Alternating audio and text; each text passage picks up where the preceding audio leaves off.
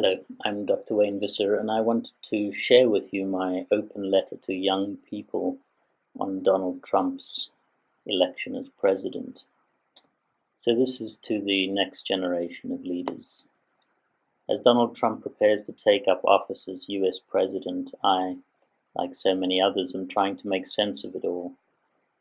And whether you care about politics or not, this is a seismic event which is shaking the foundations of the world and will affect you in one way or another.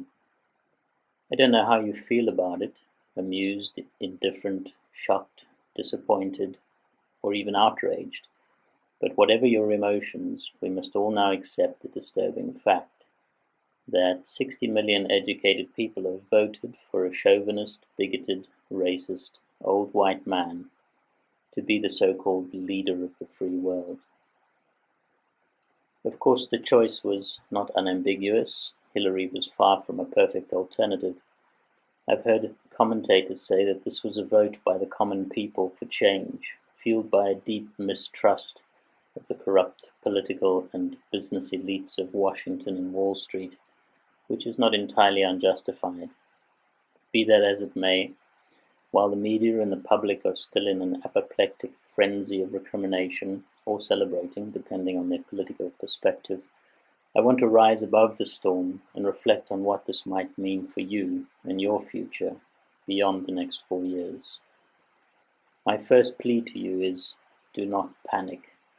Martin Luther King said, "The arc of the moral universe is long, but it bends towards justice."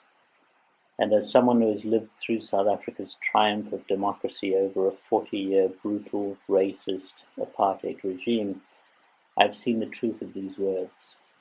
Trump, for all his bluster, cannot turn the tide of history, nor change the momentum of decades of progress on human rights, peace, and the environment. He can try to renege on the global climate deal or any number of other responsibilities, but the world, and you, will move forward with or without him. The future belongs to the youth, and I'm optimistic because you have grown up empowered by global connectivity and with access to the best that science and knowledge has to offer.